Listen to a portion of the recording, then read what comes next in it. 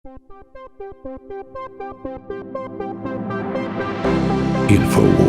the most banned network in the world.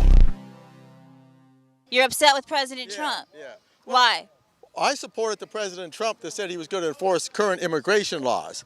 I support the president that says he was deporting illegal aliens. I've been fighting to stop illegal immigration and amnesty for 15 years as the president of ALIPAC, which stands for Americans for Legal Immigration Political Action Committee. 6 of our angel families begged Trump in the Oval Office to not sign the secretive budget deal of February 15th because it contained an amnesty for illegal immigrants in it, and he signed it anyway. That prevents them from using any government money to deport any illegal immigrant minor. People are upset with the way President Trump's handling the immigration crisis, and it's apparently a manufactured crisis according to Democrats. But isn't he doing the best he can given the situation, in your opinion? I don't think he is. Trooper in the Army. I've been on the border along every border state, California, Arizona, New Mexico, and Texas. President Trump is not doing all he can. Understand, the crisis at the border is Donald Trump's fault. Yes, 100%. It was Donald Trump who chose not to end DACA on day one.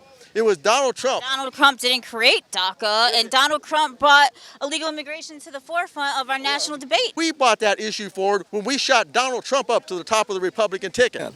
He could federalize, call in a federal service all the National Guard units of all the states. He could start with New Mexico's National Guard unit, which is what he should do, and put them right back on the border now that the new governor there has pulled them off. He can do that. Here today to speak about my brother who was murdered by an illegal alien drunk driver. And I'm here too to speak out about how upset I am with Donald Trump. I've probably been one of Donald Trump's biggest supporters. But back in February, I thought he would shut the border down. He does not have the will to enforce the law. He's trying to build the wall. $1.5 billion he's trying to get for the wall for the past year. He declared a national emergency. No. Understand this. He has all excuses. The fault is not in the Congress, because the exact same laws that are here now were at the beginning of his presidency. When the beginning of his presidency came, he had a decrease in immigration. Why? Because they believed that Donald Trump was going to get tough on illegal immigration and there would be no future for him. I just flew yesterday from El Paso, Texas, and whenever I was in the airport, there was lines of illegal asylum seekers that all they were flying with was paper documents. They didn't even have photo IDs. We know nothing about the people that are coming into this country.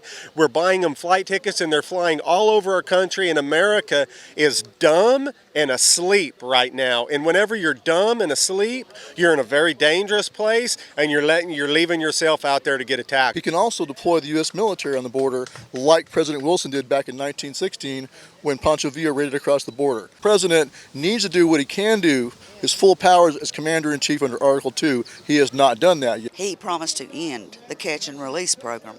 And now we have more illegals crossing that border than we've ever had before. That's right. It's as many illegals coming in as there were during the Clinton days. Yes. Literally, he's stonewalled, completely obstructed by the Democrats. We just saw the fight with the wall and the $1.5 billion and how that panned out. Isn't he maybe using the art of the deal to get something done versus nothing? We can't judge what's in his heart. He's certainly speaking all the time, and he's certainly tweeting all the time.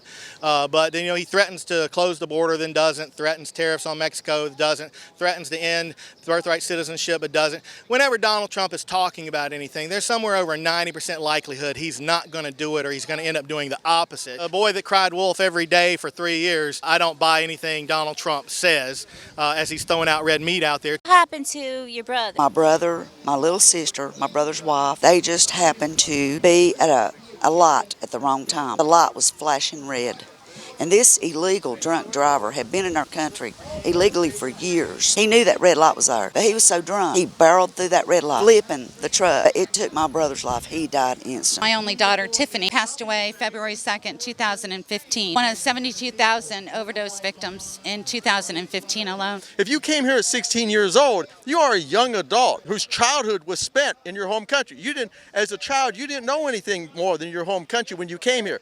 So that argument might even apply to a 2-year-old, but it doesn't apply to a 16-year-old who's really a young adult.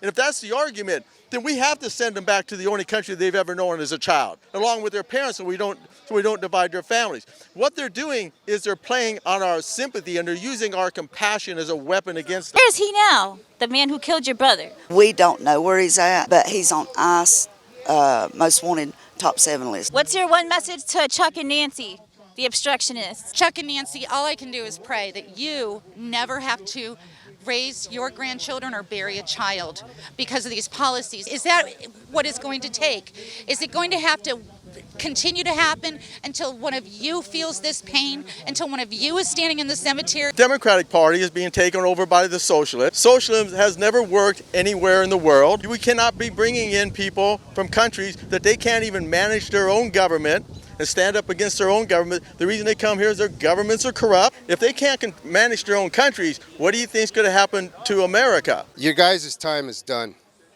You've proven time and time again that you're willing to destroy this country only to seek the success of one specific party. There's a saying in the native, amongst us natives is that Nancy and Pelosi in particular are willing to rule in hell as kings rather than be humble servants in heaven.